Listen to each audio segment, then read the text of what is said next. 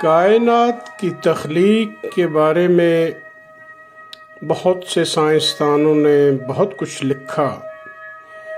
اور وقت گزرنے کے ساتھ ساتھ اس علم میں مزید اضافہ ہوتا گیا اور آج تک اس دور کی جدید سائنس نے بھی بہت سے انکشافات کیے ہیں جن کے حوالے سے سائنسدان کسی نہ کسی نقطۂ نظر پر اپنی تھیوریز پیش کرتے ہی رہتے ہیں، اور بالخصوص جب سے ناسا جو کہ ایک اسپیس انویسٹیگیشن ایجنسی ہے، اس کے سائنسدان انہوں نے اسپیس سائنسز پہ کام شروع کیا، تو اس کے بعد بہت طاقتور ٹیلیسکوپس بنائی گئیں جن کے حوالے سے اس کائنات کی تخلیق کے بارے میں بہت کچھ کیا گیا، سوچا گیا اور اس کے مشاہدات کیے گئے، لیکن آج تک بھی یہ مختلف سائنسدانوں کے درمیان ایک مکالمہ ہے، یہ زیر تحقیق ہے، لیکن کچھ چیزیں ایسی ہیں جہاں ان سائنسدانوں کی کچھ تھیوریز قرآن کے حوالے سے سپورٹیو نظر آتی ہیں، کیونکہ قرآن ایک حتمی کتاب ہے اور اس قرآن کو بھیجنے والے نے اس میں بڑے واضح الفاظ میں یہ لکھ دیا ہے، یہ بتا دیا ہے کہ یہ وہ کتاب ہے جس میں کسی قسم کا کوئی شک نہیں،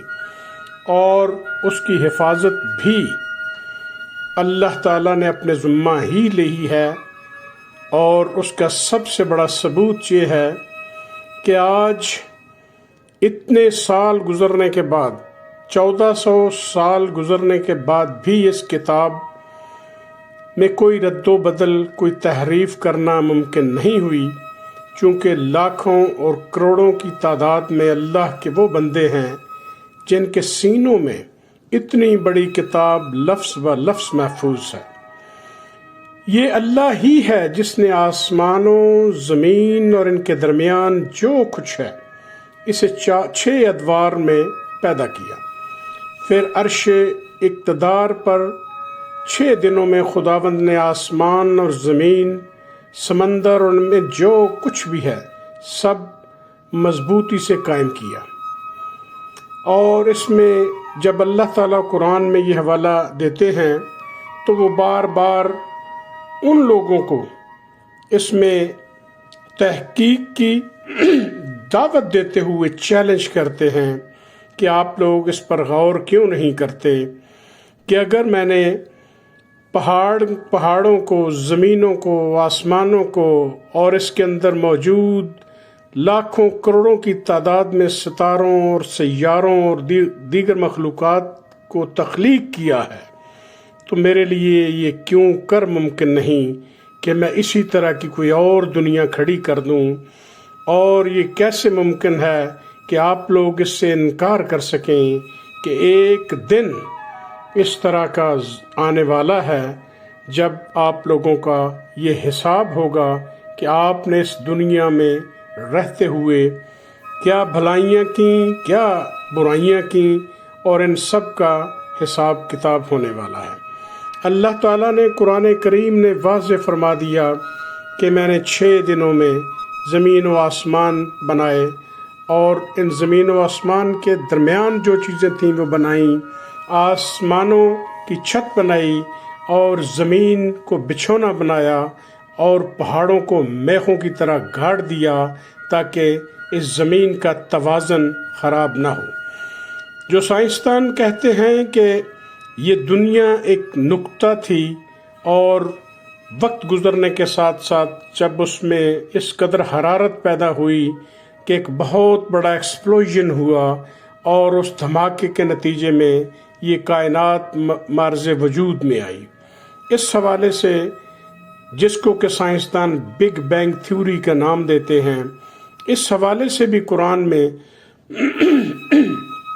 کچھ چیزیں موجود ہیں جس میں کہ لکھا گیا ہے کہ یہ سب کچھ ایک نقطہ تھا، ایک ماس تھا، ایک کمیت تھی، ایک بال تھی جو رفتہ رفتہ رفتہ بڑھتی بڑھتی بڑھتی اس میں پھیلاؤ آتا گیا، اور یہ کائنات جو ہے یہ تخلیق ہوتی گئی۔ اور اس کے بعد مختلف تحقیق کے دوران مختلف قسم کے عناصر، جس طرح کہ ہائیڈروجن ہے، ہیلیم ہے، اور اسی طرح آکسیجن ہے، کاربن ہے، یہ ساری چیزیں جو ہیں وقت کے ساتھ ساتھ ان کے سمجھنے میں آسانی پیدا ہوئی۔ مادے اور توانائی کا ایک یہ پورا کائناتی نظام جسے کائنات کہا جاتا ہے، اس کے اہم جز کہکشاں ہیں، جن کے اندر ستارے، ستاروں کے گروہ اور بہت سی اسی طرح کی مخلوقات شامل ہیں۔ زمین کا سورج ملکی وے کہکشاں کے اربوں ستاروں میں سے ایک ستارہ ہے۔ تمام ایٹم، ذرات اور جو کچھ بھی وہ تشکیل دیتے ہیں وہ بھی کائنات کا حصہ ہے۔ کائنات 4 بنیادی قوتوں کے زیر انتظام ہے، اور یہ مضبوط قوت، کمزور قوت، برقی مقناطیسی قوت اور کش ثقل کہلاتی ہے، اور ان کا باہم میل جوڑ اس نظام کو اللہ کے حکم کے مطابق بنائے رکھتا ہے، اور کوئی ایک چیز دوسری سے سبقت لینے کی کوشش نہیں کرتی۔ یہ سورج آپ کے سامنے ہے، جو کہ لاکھوں ہزاروں سالوں سے، جب سے تخلیق دیا گیا اسے، اس وقت سے لے کر آج تک ایک ہی سفر پر صبح روانہ ہوتا ہے اور دوسری جانب جا کر غروب ہو جاتا ہے، اور یہ سورج کے طلوع ہونے اور غروب ہونے اور چاند کے طلوع ہونے اور غروب ہونے میں بہت سی حکمتیں ہیں، اور یہ اس دنیا میں بظاہر مختلف علاقوں میں اس کے اوقات مختلف ہیں، لیکن یہ ساری یہی قوتیں ہیں جو کہ مقناطیسی قوتیں اور کش ثقل کا نتیجہ ہے کہ یہ کائنات جو ہے یہ اللہ کے حکم سے قائم ہے۔ اور اللہ تعالیٰ نے بار بار قرآن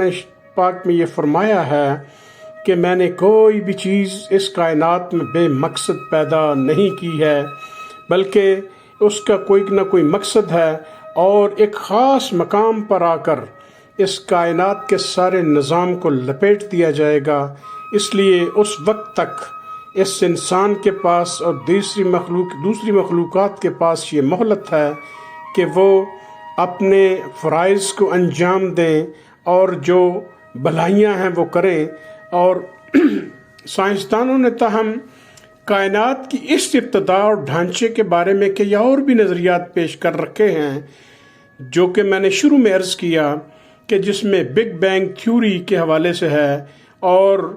میری تحقیق کے مطابق اور جو مختلف میرے علم میں چیزیں آئی ہیں اس کے حساب سے یہ بگ بینگ تھیوری کا کسی حد تک یہ جائز ہے کہ قرآن میں بھی اس طرح کی واقعات جو ہیں وہ نقل کیے گئے ہیں۔ لیکن یہ سائنس ہے،